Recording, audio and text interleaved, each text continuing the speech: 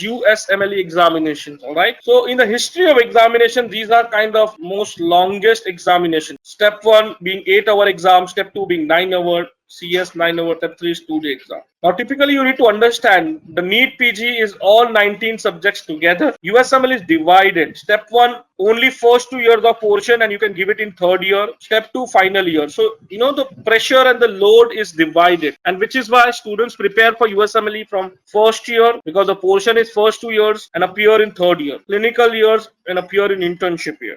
Now, how are these exams? These are block by block exams, 7 blocks of 40 questions, the total 280 questions in case of step 1 and 318 questions for CK. However, what do I mean by a block? So, block is a 1 hour time when in which you get about 40 MCQs for step 1. So, you can attempt question number 1 in one block, go to question number 38, 42. Basically, within one block, you can solve all those 40 questions and utilize the entire time in switching over between one question to another. But once your 1 hour time is over, you cannot go back to the previous block. Again, mind you, these MCQs are patient cases. So there is no one question only from anatomy, only from pathology, only from biochemistry. Because in real life, when a patient walks in your clinic, he wants to solve his issue, which is related to maybe an organ system. And you need to know application of anatomy, pathology, pharmacology, all these subjects to solve one patient case. All right. Step 1 focus is only basic medical science subjects. All right. And step 2 CK all your clinical subjects. A lot of students prepare USMLE with us, not with an intent to settle in America, but only because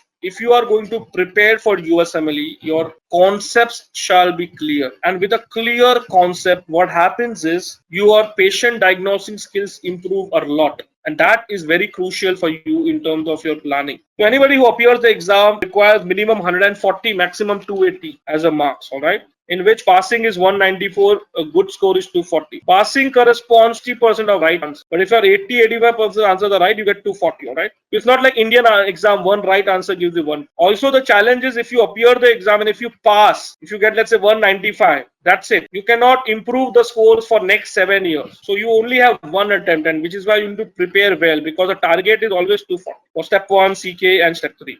All right. So now ECFMG, made some announcement in the month of February. Okay. First announcement was that exam of step 1 will become pass and a fail from 2022. So which means that currently, while the step 1 exam pass rate is about 80%, this rate might go down. Requirement to pass is 194. This might increase after 2022. That is just our anticipation. Second announcement they made is that if somebody fails, earlier there were 5 more attempts to improve. Now there are only 3 more attempts to improve. But we don't recommend you at Moksh, none of our students think about an attempt, because these are too expensive exam to fail. Step 1 $1,100, step 2 CK $1,100.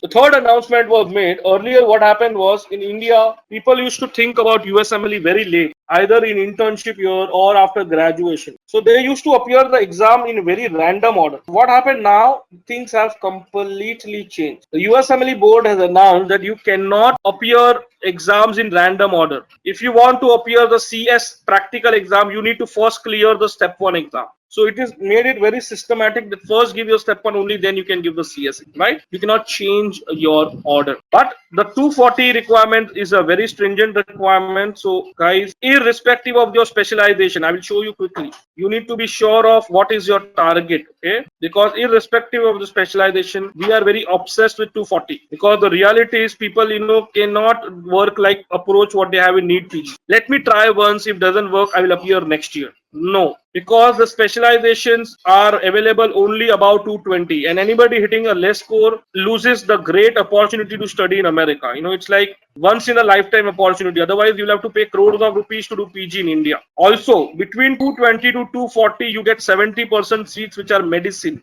and subspecialization like family medicine, psychiatry, neurology, pediatrics. All right. If you want specialized field, surgical field, you require 240 plus marks. So anesthesio, general surgery, radiology, ophthal, ENT, they all require 240 plus marks. All right. Just like in India, 70% seats are in medicine, 30% seats are in surgery. All right. And which is why more people will get medicine compared to surgery. Surgery is a little competitive. So I hope you are clear why we are obsessed about 240. Now coming back to the CS practical examination. All right. Let me quickly take you to the website of USMLE board. The third third exam in the series after step 1 and CK is the CS, which is the practical exam to be given in US. How do you have to appear this examination? Let's understand this. Now in the CS exam, the approach is very simple. Okay, you are considered to be a physician and you have to interact with 12 different patients. Right? On a particular day, you meet 12 different patients, and each patient you will get 25 minutes to interact, in which you have to do the 4 things. Before entering this clinic kind of a setup, you will be knowing the chief complaint of the patient, and on the basis of which you will do the physical examination,